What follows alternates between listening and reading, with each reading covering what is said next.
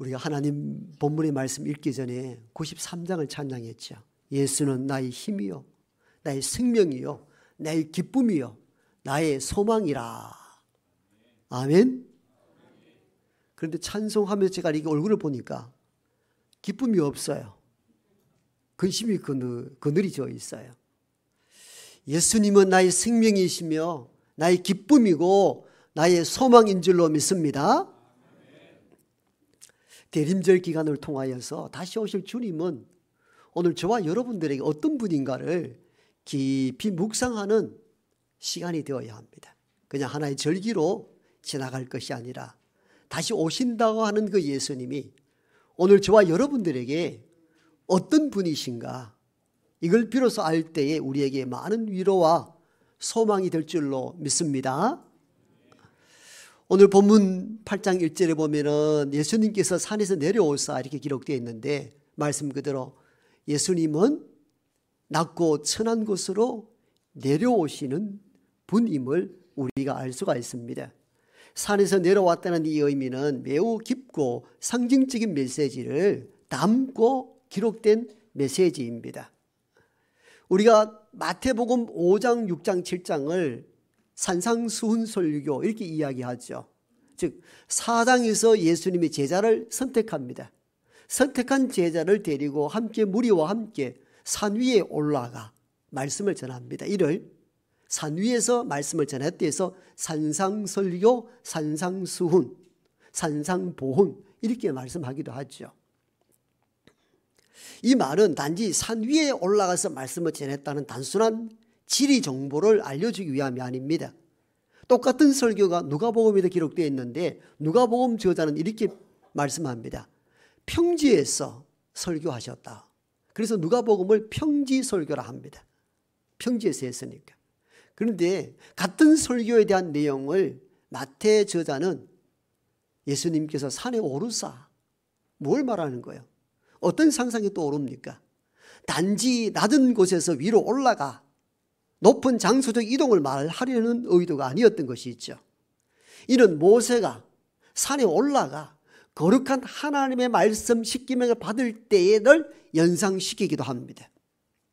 따라서 제자들과 함께 산에 올라 말씀을 전했다는 이 메시지는 단순한 낮은 곳에서 산 위로 올라간 장소의 정보 제공을 할 뜻이 아니었고, 보다 깊고 높은 차원의 하늘의 뜻을 전하려는 고도의 훈련을 의미하기도 합니다. 그렇죠?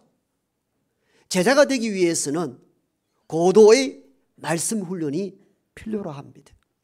이 거룩한 사상, 깊고 오묘한 사상을 전달한다는 그 목적으로 마태복음 5장 1절 산상수훈설교의 시작은 그렇게 시작되었던 것입니다. 산에 오르사. 산에 오르사라는 이 메시지를 통하여서 앞으로 전개될 이 메시지가 깊고 높은 차원의 하늘의 뜻을 전달하고 제자들은 고도의 훈련이 필요로 하다는 사실들을 상징적으로 먼저 말씀하신 부분들이 산에 오르사 이 의미였던 것이죠. 이와 같은 차원으로 말씀을 마치시고 끝났을 때에 이 복음서를 기록한 저자 마태는 다시 이렇게 시작합니다. 산에서 내려오사. 이 또한 같은 의미입니다. 단순한 위에서 내려오는 장소, 지리, 이동을 설명하려는 의도가 아니었습니다. 예수님이 향하는 눈길, 그의 삶의 목적, 그의 사상, 그것이 어디를 향해 있는가? 낮은 곳으로 임한다는 사실들을 명확하게 보여주는 장면들이 바로 8장 1절 산에서 내려오사, 5장 1절 오르사. 깊은 차원의 메시지를 전달한 주님은 그 고고한 위치에서 스스로 내려오시는 주님을 극적으로 대비해 보이십니다. 이 낮아지심, 낮은 자세로 오신 주님을 가장 잘 이해했던 인물이 있다면 그가 곧 사도 바울입니다. 사도 바울은 빌립보 교회를 통하여 예수님을 이렇게 소개하지 않았습니까? 그런 근본, 하나님과 동등한 본체이시나 그 동등됨을 취할 것으로 여기지 아니하시고 스스로 종의 형체를 입고 사람의 모양을 따라 사람이 되셨으니 이는 사람이 되어 십자가에 죽으심으로 그들을 구원하심이라. 낮아지심, 이를 신학적으로 보통 자기 비하, 스스로를 비하하여서 원래는 하나님과 동등한 분이신데 그분과 같은 결에 있는 동등한 인격이신데 그 자리를 스스로 포기하시고 낮고 천한 인간의 자리로 내려오셔서 우리 인간과 함께 하셨고 인간의 죄를 위하여 십자가 죽으심으로 말미암아 인간에게 구원을 이루게 하셨다는 겁니다. 이렇게 바울은 예수님의 낮아지심을 정확하게 표현해 교회에 알리신 것이죠. 즉 8장 1절에서 산에서 내려왔다는 이 의미는 바로 주님이 살아갈 의미, 앞으로 살아갈 방향, 목적을 다 제공해 준 메시지입니다. 주님은 거룩한 보호자를 버리고 낮고 천한 이 땅으로 내려오신다는 것. 이것이 이 본문이 주시는 첫 번째 메시지입니다. 여러분, 일반 종교는요, 인간이 위에 계신 하나님을 향하여 나아가는 구조입니다. 그래서 인간이 고행을 하거나 일천배하거나 삼천 기도를 한다든가 고행과 수행, 덕, 선을 쌓아서 신의 경지에 이르려고 하는 구조를 가지고 있습니다. 티베트 불교의 수도사들은 1년에 한 차례 집에서 성지를 향하여 나아갈 때에 그 수백 킬로를 어떻게 합니까? 삼보 일배합니다. 3번 걷고 한 번 몸을 전체에 땅에 엎드립니다. 이 모습들을 영상으로 많이 보았을 것입니다. 쉬운 일이 아닙니다. 온 무릎이 다 까집니다. 온 몸이 성한 데가 하나 없습니다. 그러다 보니까 무릎 보호대를 차고 지금 수도사들은 앞에 나무를 떼서 쫙 미끄러지는 것을 보셨을 것입니다. 그렇게 한다 하더라도 쉬운 일이 아니거든요. 왜 그런 고행을 합니까? 고행을 통하여 그들의 신의 경지에 이룰 수 있다는 신앙적 구조가 있기 때문입니다. 이 구조를 그대로 가지고 왔는 것이 뭐냐면은 종교다원주의입니다. 종교다원주의 많이 들어보셨죠? 모든 종교의 다원, 구원이 다양하게 존재한다는 겁니다.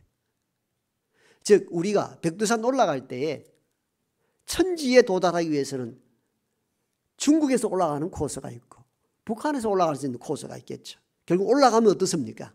천지 못 똑같이 도달한다는 겁니다. 첫 발걸음은 다르지만도 정상에 올라가면 다 똑같으라는 겁니다. 이게 종교다원주의자들이 주장하는 내용들입니다. 그러므로 기독교에 있어서는 예수님의 길, 불교에 있어서는 석가의 길, 이슬람에 있어서는 마호메트의 길, 어떤 종교는 그들이 창시하는 어떤 종교인들 각각 길은 다르다. 그러나 높은 경지에 올라가면 도달하는 점은 같더라. 이게 종교다원주의 학자들이 이야기하는 내용의 골자입니다.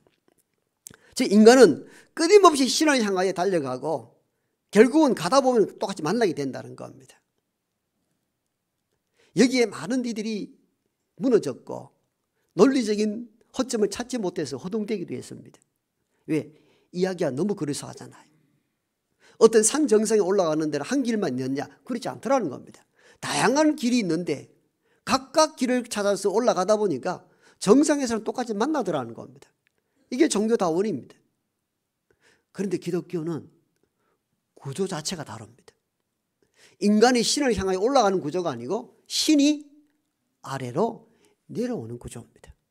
종교다원주의 구조와 전혀 상반됩니다. 여러분, 보편적 종교는 다 어떻습니까?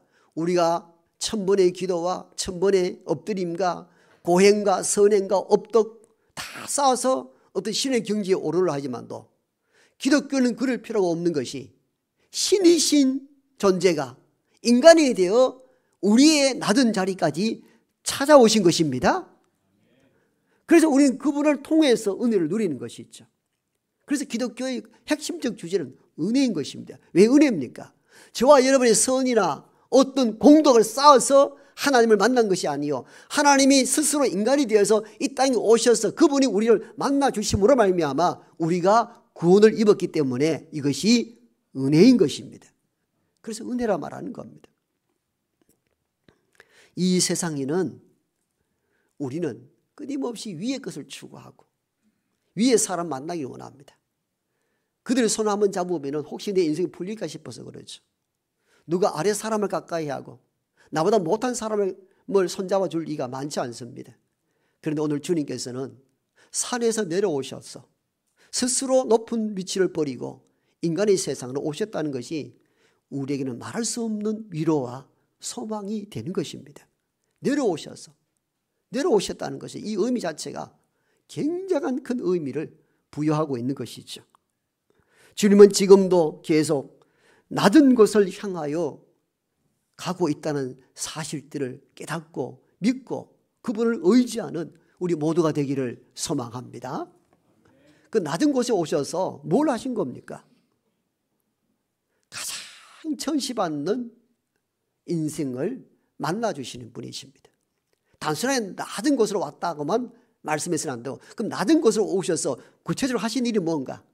이 세상에 버림받은 사람들을 만나주시는 분이 예수 그리스도라는 것입니다. 오늘 산에서 제자들에게 말씀을 전하고 내려오셔서 첫 번째 만난 인물이 누굽니까? 나병 환자입니다. 그게 바로 2절이죠. 산에서 내려오시고 1절, 2절은 나병 환자가 이르되 주여 나를 깨끗하게 해 주십시오.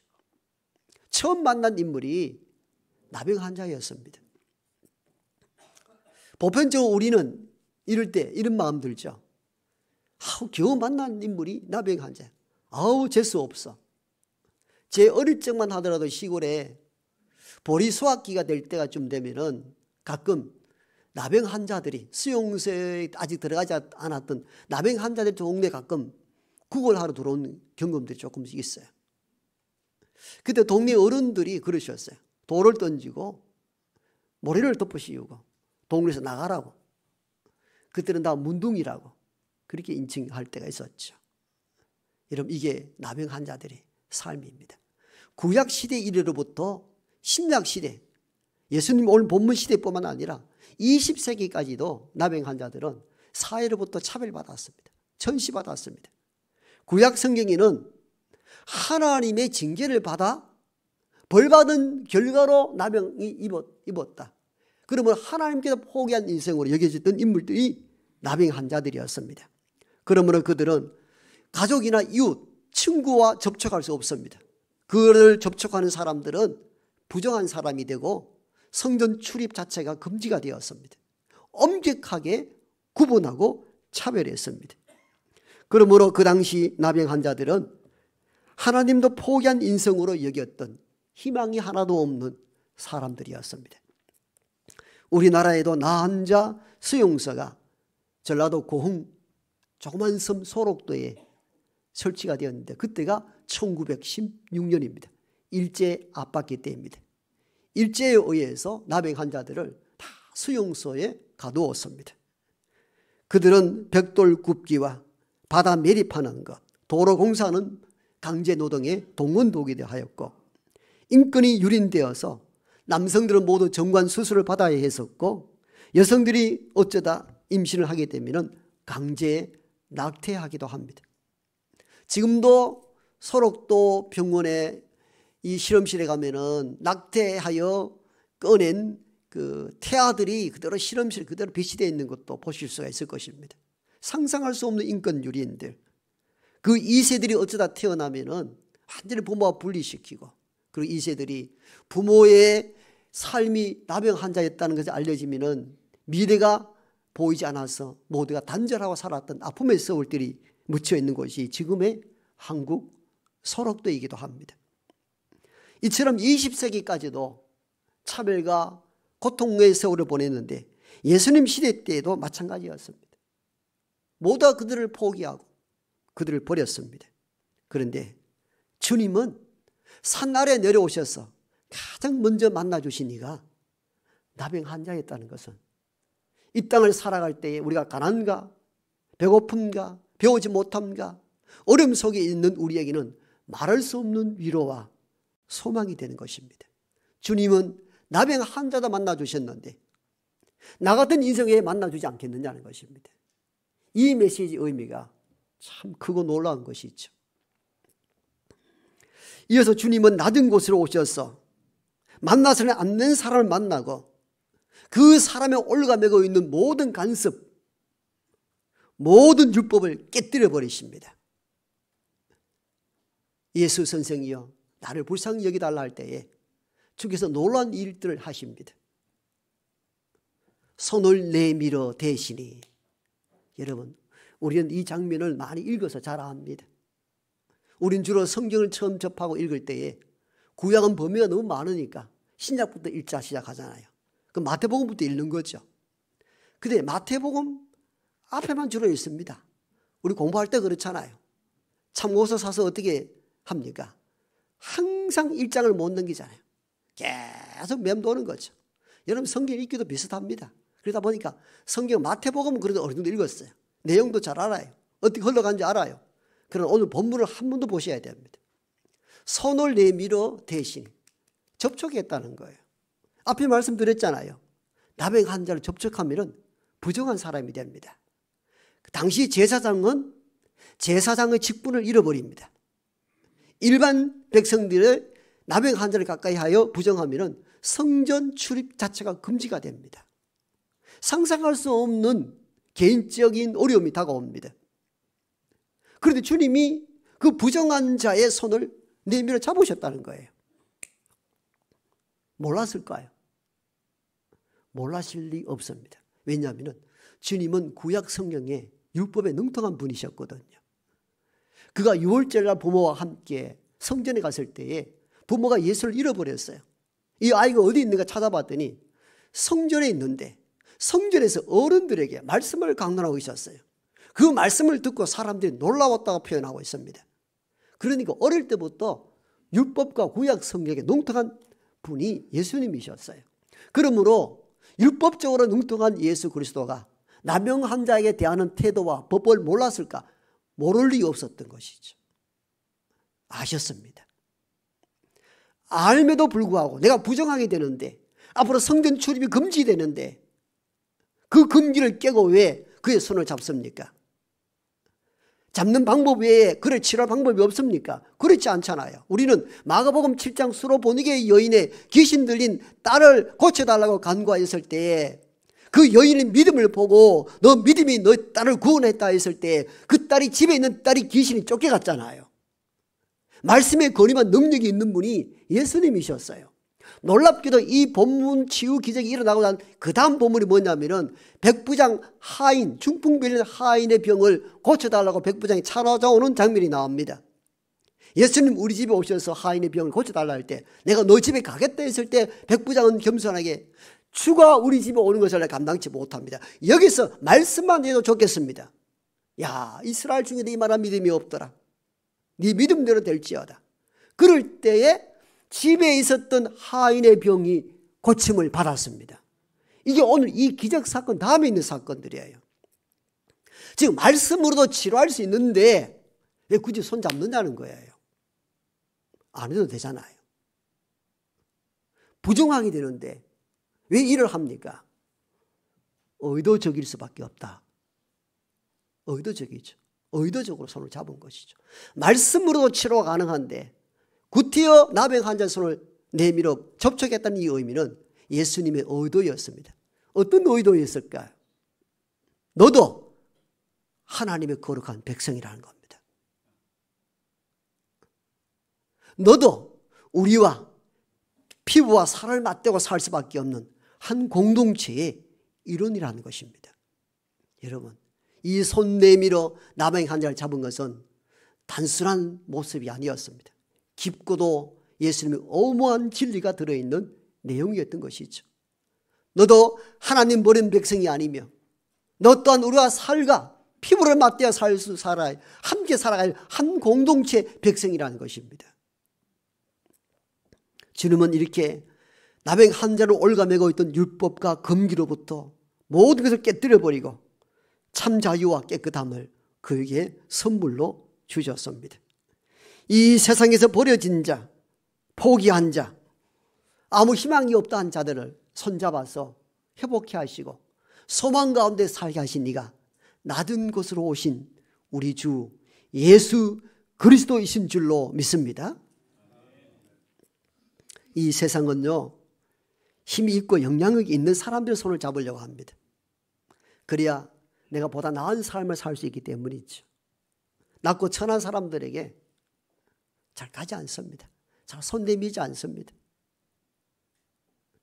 그런데 주님은 낮고 천한 곳으로 스스로 내려오시고 세상이 포기한 사람, 버려진 자 손을 잡아 살 수 있도록 하십니다.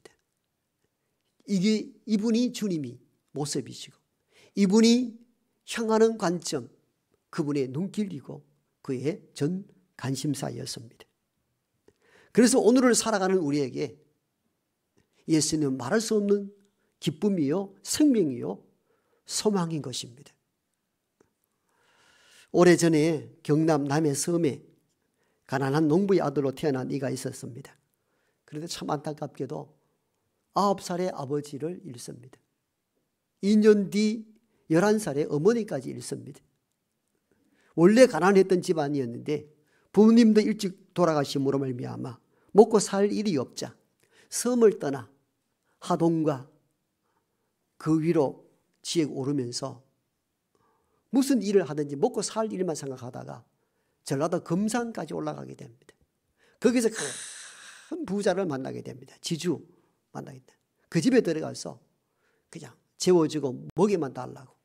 이래서 그 집에 머슴, 종이 아닌 종이 되고 인생을 살아갑니다. 이 집이 워낙 크고 부자였기 때문에 많은 이들이 숙박하고 가는 경우도 있는데 해외 선교사로 들어온 데이트 선교사가 그 길을 지나다가 날이 저물어 이 부잣집에 하루를 묵게 됩니다. 그것이 인연이 되어서 데이트 선교사가 이 부자에게 복음을 전하게 되고 감동을 받았던 이 집안이 조그만 교회를 세우게 되고 그리하여 종을 이끌고 교회에 다니기 시작합니다. 많은 세월이 지나 신앙이 성숙해질 때에 교회에 장로를 세울 때에 마지막 두 후보가 남았는데 부자인 그 주인과 그 집에 머슴으로 들어간 이 청년이 마지막 결선 투표에 올라갔습니다. 한 명을 뽑는데 머슴인 종이 먼저 장로가 됩니다. 교인들이 이게 큰일 났다고 얼굴이 새파라질 때 떨어진 그 주인이 앞으로 나와서 교인들에게 이렇게 말씀합니다. 여러분, 우리 집에 있는 머슴이요, 우리 집에 있는 종이지만도 여러분 보듯 제가 보듯 참 신실한 일꾼입니다. 장로가 될 법합니다. 그러므로 말미암아 힘든 교회 분위기를 싹 바꿔냅니다. 참 훌륭한 분이죠. 그리고 이 주인도 몇 년 뒤에 다시 투표하여서 후임 장로가 됩니다. 그가 곧 장로 조덕삼 장로이십니다. 이전에 조세영 의원의 선친 되시는 분이죠. 그런데 이 주인 장로가 이래 보니까 머슴이지만도 너무 신실해. 이렇게 두기는 아까워. 그래서 평양 신학교로 자비를 들여서 보냅니다. 학비를 다 댔습니다. 그리고 공부를 마칠 때쯤 되어서 종이었던 그를 목사로 자기 교회 담임 목사로 초빙합니다. 여러분 이런 일이 있을 수가 없거든요. 오늘 보면은 목사가 된 것은 그 당시에 대부분 인품이 크신 장로님들로 인하여 다 목사가 된 것이죠. 목사가 제 힘으로 된 것이 아니죠. 이 은혜를 깨달은 이분이 열심히 목회를 하여서 우리 교단 총회 13대, 33대, 34대 최초로 총회장을 3번이나 부임한 이자익 목사입니다. 여러분, 그는 남해 섬에 보잘것없는 가난한 농부의 아들이었고 부모 없이 인생을 살아왔으나 하나님께서는 이 가난하고 낮은 자를 선택하여서 하나님의 큰 일꾼으로 세우신 것이죠. 하나님의 은혜인 것입니다. 대림절 예수님을 기다리는 이 절기를 통해서 오늘 우리에게 예수님은 누구인가를 마음 깊이 새기는 저와 여러분들 되길 원합니다. 가끔 우리가 살아가면서 병이 들기도 하고 경제적인 어려움 빠지기도 하고 가정적인 위기와 환난을 맞이할 때 가끔 죽고 싶은 생각을 가질 때가 있습니다. 어떤 새로 나온 할머니는 저를 만나면 목사님 죽고 싶어요. 죽고 싶어요. 그게 농담으로 얘기해지지 않는 것이 그 할머니의 삶의 여정을 살펴보면 살아야 될 이유가 몇 가지 없는 그냥 절망적인 상황에 놓여 있는 것이죠. 그러니까 빨리 좀 죽었으면 좋겠다는 것. 그럴 때마다 예수님 안에서 소망을 가지시라고 말씀을 늘 전하긴 합니다만은 여러분 우리가 그럴 때 있습니다. 살고 싶지 않을 때, 고통이 끝났으면 할 때, 아무도 나를 바라보지 않을 때, 내 손 잡아주지 않을 때, 그때 주님은 가장 낮은 곳이어서 나병 환자의 손을 내밀어 붙잡아 주셨듯이 저와 여러분의 손을 붙잡아 일으키실 줄로 믿습니다. 여러분 이게 믿음입니다. 대림절 주님 오시는 것 그냥 성탄절 대비하는 그 정도의 흥청망청으로 이 절기를 보내서는 안 됩니다. 이 땅에 오신 그리스도 예수가 오늘 나에게 어떤 의미인가 이걸 보셔야 됩니다.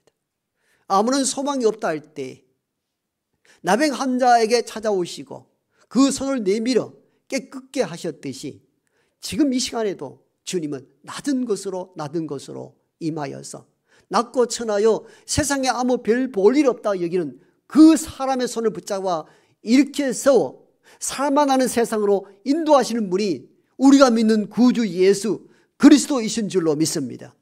이 소망으로 예수님 붙잡고 믿음으로 회복하는 우리 모두가 되기를 소망합니다.